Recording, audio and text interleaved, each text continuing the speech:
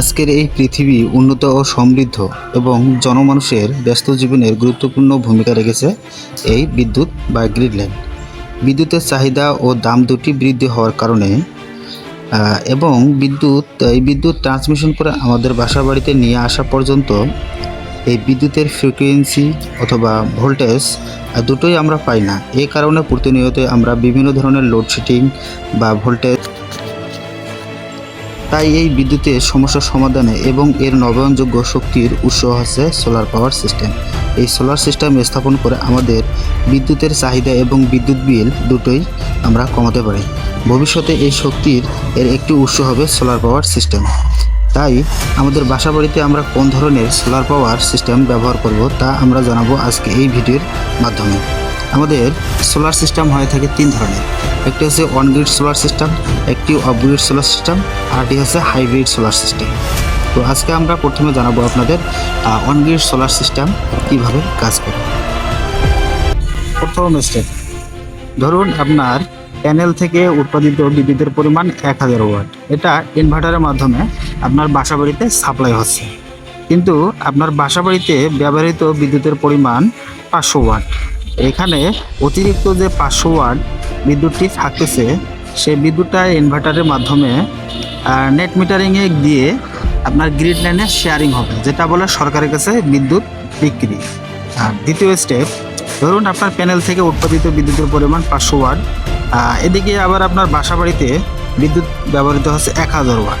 এখানে আপনার যে বাকি যে 500 ওয়াট বিদ্যুৎটি থাকবে, সেটি গ্রিড লাইন হয়ে নেট মিটারিং শেয়ার হয়ে আপনার বাসাবাড়িতে সাপ্লাই হবে।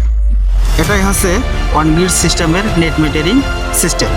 একবার নেবেন আর একবার দিবেন।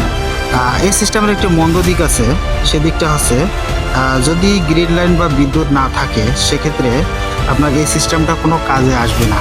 কারণ যখন আপনার বিদ্যুৎ থাকবে না, তখন বিদ্যুৎ থেকে কিছু পাবেন না এবং সোলার সিস্টেমটিও কাজ করবে না। যেহেতু এই সিস্টেমে কোনো ব্যাটারি থাকে না, সেক্ষেত্রে এই ব্যাটারিটার কোনো আপনারা ব্যাকআপ পাবেন না। এখন দেখেন হাইব্রিড সিস্টেম। প্রথম স্টেপ, ধরুন আপনার প্যানেল থেকে উৎপাদিত বিদ্যুতের পরিমাণ 1000 ওয়াট। এটি ইনভার্টারের মাধ্যমে আপনার বাসাবাড়িতে সাপ্লাই হবে, কিন্তু আপনার বাসাবাড়িতে বিদ্যুতের পরিমাণ 500 ওয়াট। যে এখানে অতিরিক্ত 500 ওয়াট বিদ্যুৎটি থাকবে, এই অতিরিক্ত 500 ওয়াট বিদ্যুৎটা থেকে আপনার একটু বিদ্যুৎ আপনার ব্যাটারিকে চার্জ করবে, আর বাকি বিদ্যুৎটা আপনার নেট মিটারিংয়ের মাধ্যমে হয়ে আপনার গ্রিডে সাপোর্ট দিয়ে দিবে। দ্বিতীয় স্টেপ, যদি ধরুন আপনার প্যানেল থেকে উৎপাদিত বিদ্যুতের পরিমাণ 500 ওয়াট ইনভার্টার হয়ে বাসাবাড়িতে যাচ্ছে, কিন্তু বাসাবাড়িতে আপনার বিদ্যুতের পরিমাণ হচ্ছে 1000 ওয়াট। এখানে আপনার বাকি যে 500 ওয়াট বিদ্যুৎটা থাকবে, সেই বিদ্যুৎটা আপনার গ্রিড লাইন হয়ে আপনার নেট মিটারিংয়ের মাধ্যমে শেয়ারিং করে আপনার বাসাবাড়িতে এটা সাপোর্ট দিবে।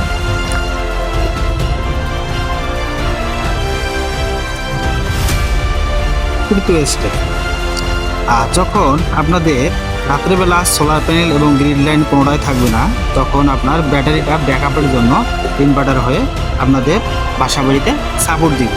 কারণ রাত্রেবেলা তো কোনো কিছু থাকে না, তখন আপনার ব্যাটারি দিয়ে আপনারা ব্যাকআপ পাবেন। তো আজকের এই ভিডিওতে আমরা বুঝতে পারলাম অন গ্রিড সিস্টেম এবং হাইব্রিড সিস্টেম কীভাবে চলে, সেটা অনেকভাবে আপনাদের আমি বোঝানোর চেষ্টা করেছি। যদি আপনাদের এই ভিডিওটি ভালো লেগে থাকে, সেক্ষেত্রে আমার এই চ্যানেলটাকে সাবস্ক্রাইব করবেন এবং লাইক এবং কমেন্ট করে পাশে থাকবেন। আল্লাহ হাফিজ।